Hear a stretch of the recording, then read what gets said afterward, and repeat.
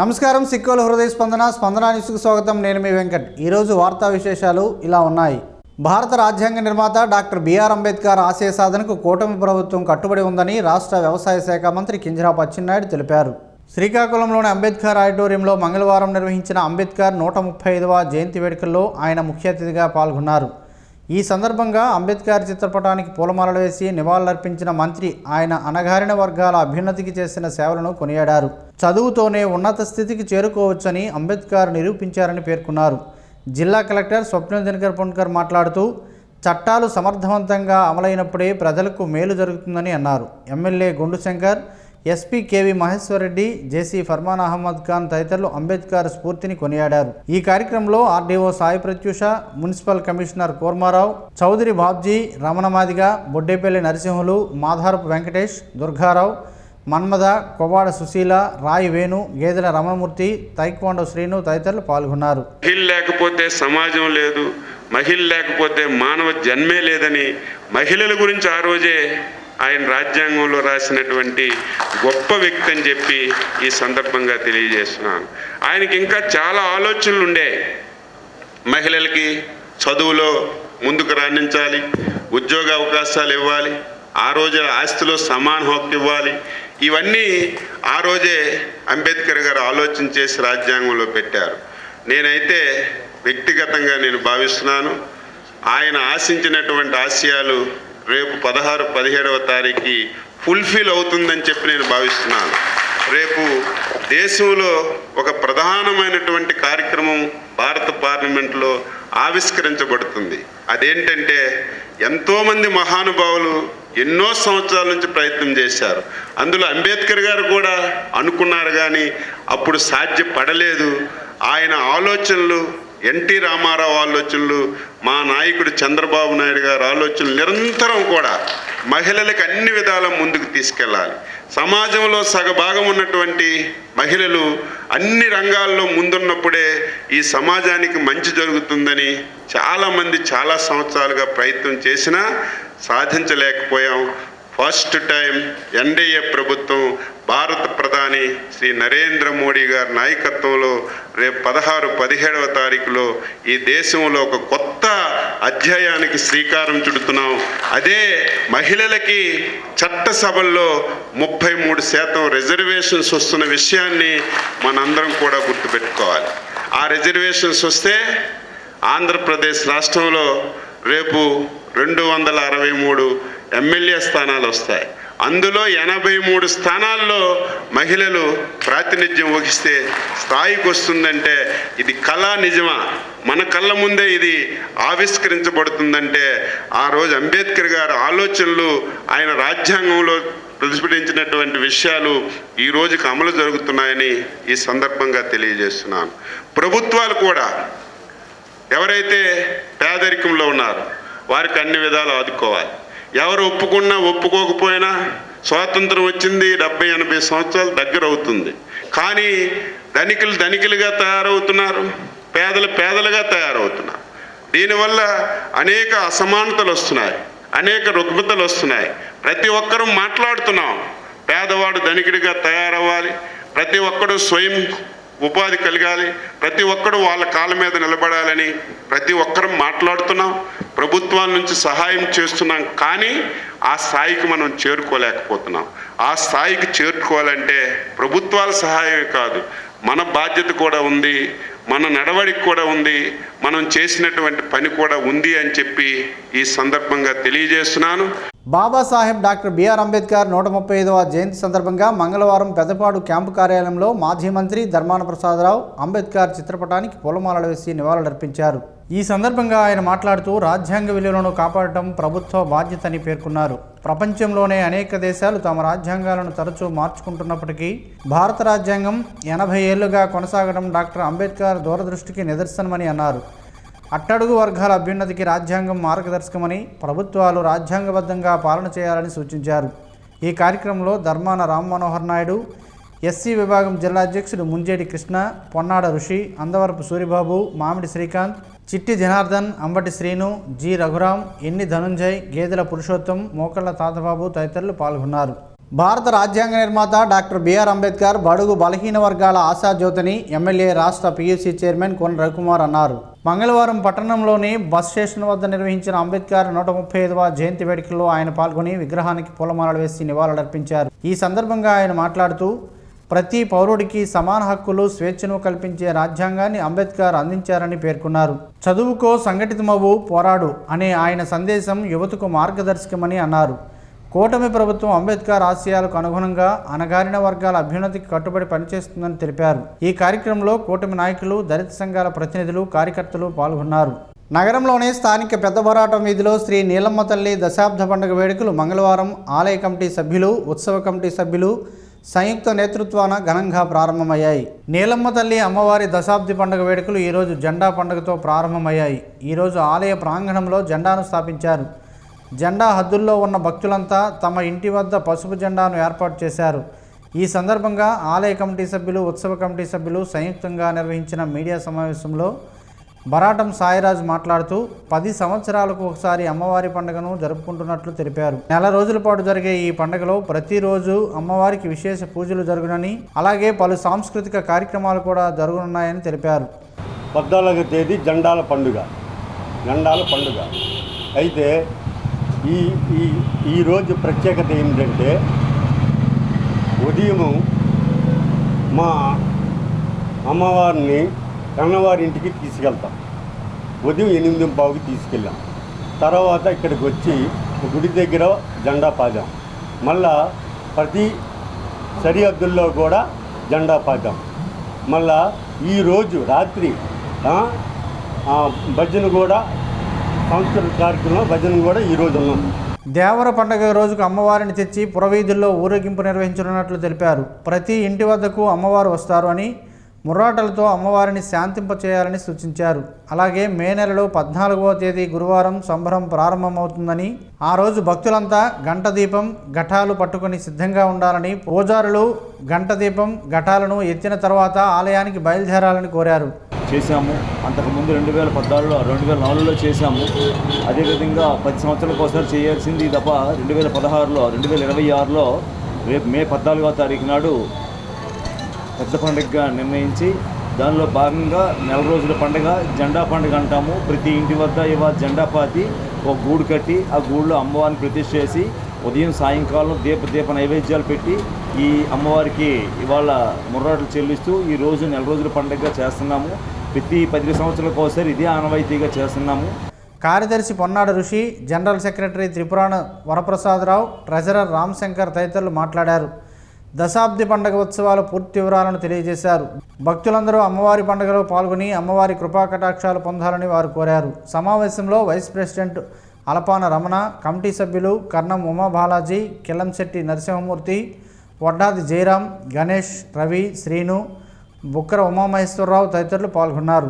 అంబేద్కర్ ఆశయ సాధనకు ప్రతి ఒక్కరూ కృషి చేయాలని జాతీయ రెల్లి కుల సంక్షేమ సేవా సంఘం జాతీయ కార్యదర్శి పి సుధాకర్ పిలుపునిచ్చారు. అంబేద్కర్ జయంతి సందర్భంగా ఈరోజు శ్రీకాకుళం అంబేద్కర్ కూడలిలోని అంబేద్కర్ విగ్రహానికి పూలమాలలు వేసి ఘనంగా నివాళులర్పించి వారి సేవలను స్మరిస్తూ వారి ఆశయ సాధనకు కృషి చేయాలని కోరారు. ఈ సందర్భంగా ఆయన మాట్లాడుతూ అంబేద్కర్ మహానీయుడు రాసిన రాజ్యాంగం వలనే అందరికీ సమాన హక్కులు వచ్చాయని, స్వేచ్ఛగా తిరుగుతున్నామని తెలిపారు. రాజ్యాంగాన్ని పరిరక్షించుకుంటే అందరూ ఆనందంగా ఉంటామని అన్నారు. అంబేద్కర్ జయంతి సందర్భంగా నగరంలో రాజ్యాంగాన్ని అందరికీ తెలియజేసేలా చైతన్య రథాన్ని రాత్రి 10 గంటల వరకు తిప్పుతామని చెప్పారు.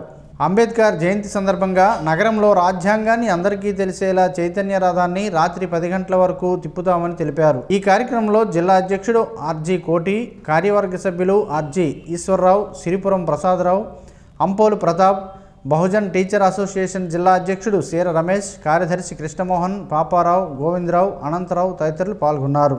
ముఖ్యంగా ఈరోజు ఈ భారతదేశంలో అందరూ అన్నదమ్ముల వల్లే జీవిస్తున్నామంటే దానికి కారణం బాబాసాహెబ్ అంబేద్కర్. ప్రతి మనిషికి స్వేచ్ఛ, కులమత భేదాలు లేకుండా అందరూ సమానంగా జీవించాలని ఎన్నెన్నో చట్టాలు తీసుకొచ్చారు. అంతేకాకుండా ఈ భారతదేశంలో నిలుస్తున్న భారత స్త్రీల కోసం ప్రత్యేకమైన పోరాటాలు చేసి హిందూ కోడ్ బిల్లు తీసుకొచ్చారు బాబాసాహెబ్ అంబేద్కర్. రాజ్యాంగ పరిరక్షణ కోసం పోరాటం చేయడమే డాక్టర్ బిఆర్ అంబేద్కర్కు నిజమైన నివాళిని సిపిఎం జిల్లా కార్యదర్శి డి గోవిందరావు, ఎస్ఎఫ్ఐ రాష్ట్ర అధ్యక్షుడు పి రామ్మోహన్ రావు, సిఐటియు జిల్లా ప్రధాన కార్యదర్శి పి తేజేశ్వరరావులు అన్నారు.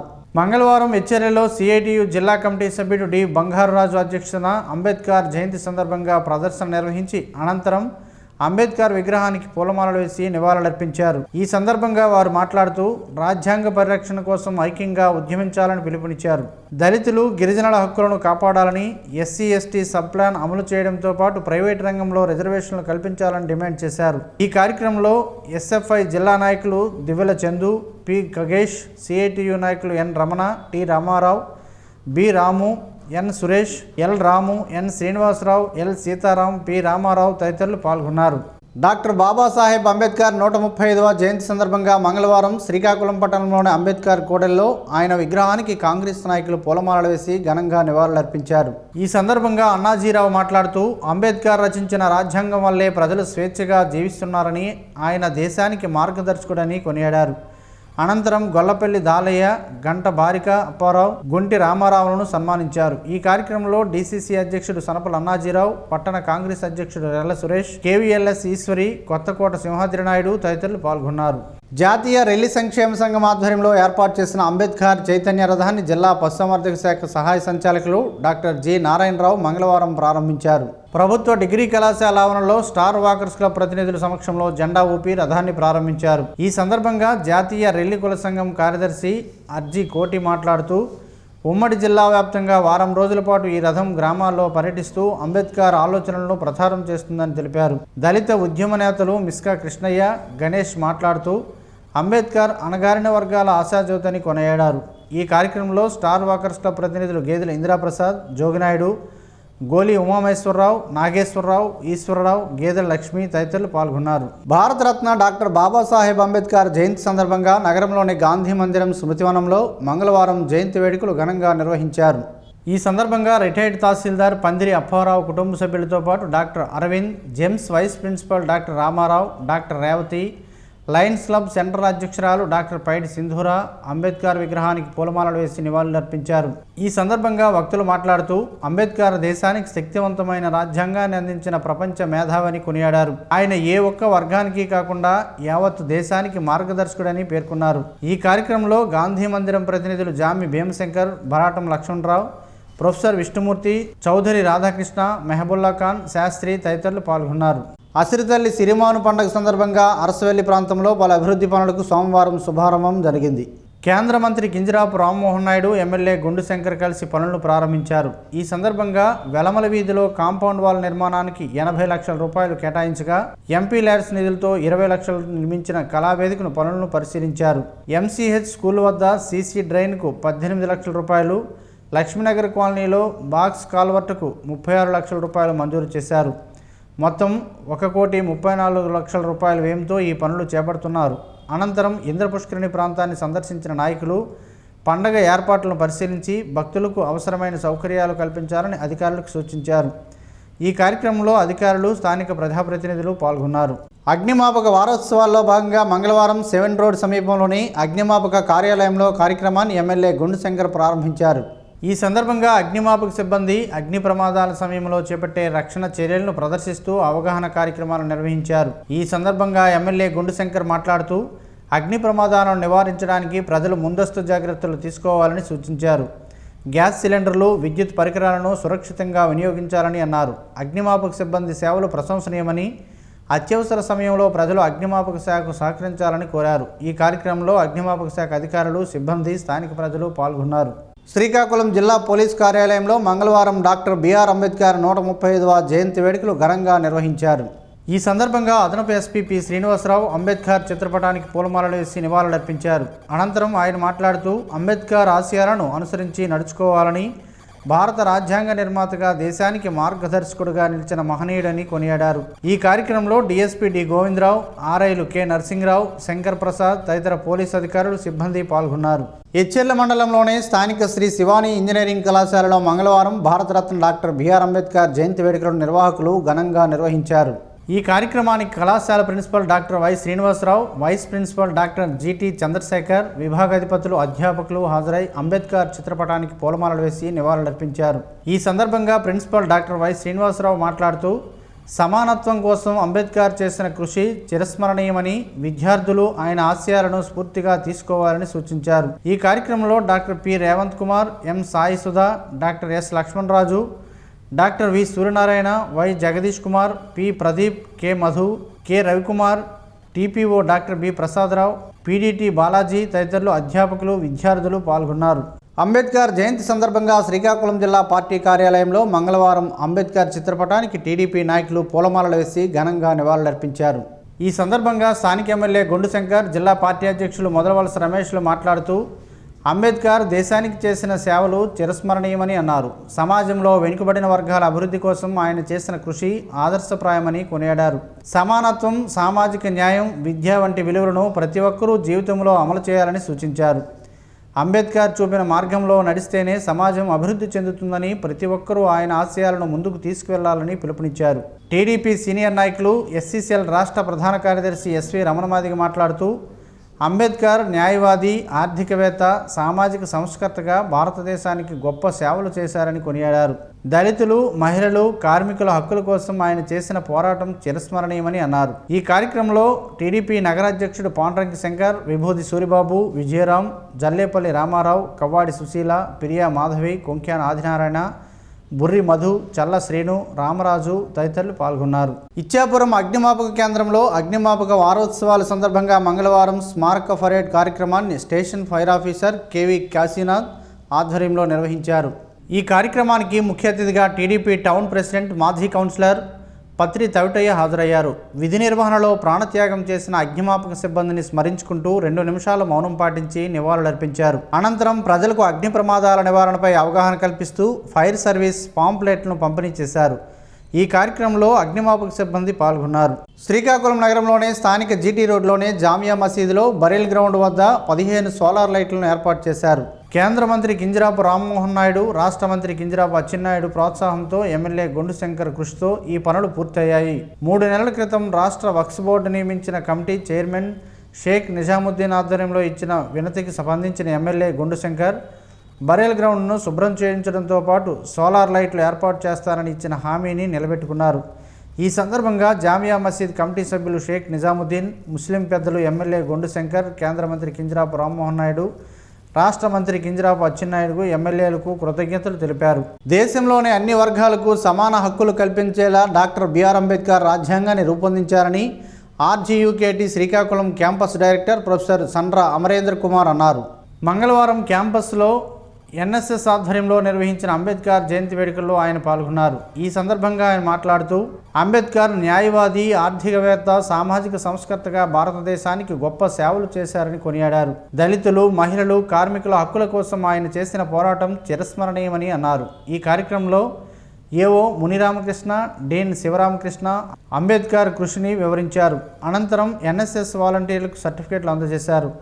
ఈ కార్యక్రమంలో finance officer Vasu, NSS coordinator P Mukundarao, campus incharge V Sagar, programme ఆఫీసర్లు, అధ్యాపకులు పాల్గొన్నారు. అంబేద్కర్ జయంతి సందర్భంగా ఇండిపెండెంట్ ఎమ్మెల్యే అభ్యర్థి సుబారి గాంధీ అంబేద్కర్ చిత్రపటానికి పూలమాలలు వేసి నివాళులర్పించారు.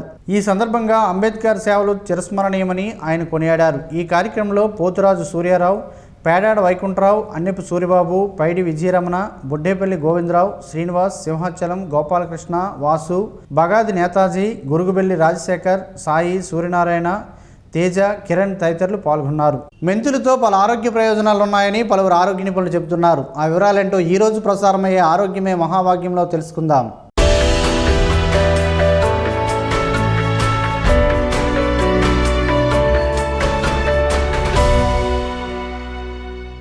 మెంతులు చేదుగా ఉంటాయి కదా అని వాటిని దూరం పెట్టకండి. అవి మనల్ని ఎన్నో అనారోగ్యాల నుంచి కాపాడుతాయి.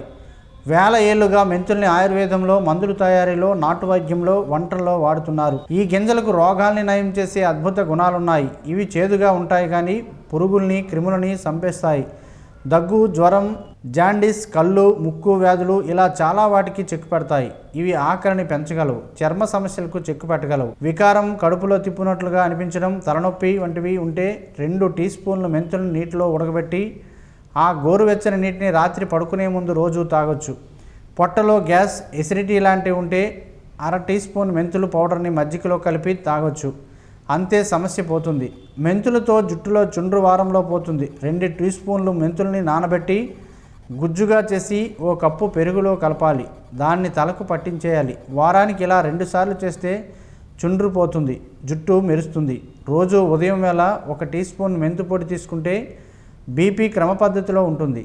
ఇన్సులిన్ లెవెల్స్ మంచిగా ఉంటాయి. ఇది డయాబెటీస్కి సంజీవని లాంటిదే అంటారు నిపుణులు.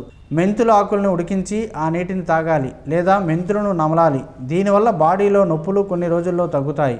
మెంతుల్ని నానబెట్టిన నీటిని తాగడం, మెంతులు నమలడం, వంటల్లో వేసుకోవడం, పచ్చళ్ళలో వేసుకోవడం, ఇలా ఎలా మెంతులను వాడినా అవి బాడీలో చెడు కొవ్వులను కరిగిస్తాయి.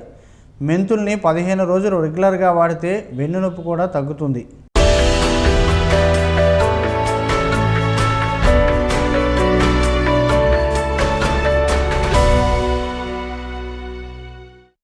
ఈరోజు వార్తల్లో ఒక మంచి మాటను విందాం, ఆచరిద్దాం. సమాజ శ్రేయస్సుని కాంక్షిస్తున్న మహనీయుల మాటల్లో నుంచి ఈరోజు.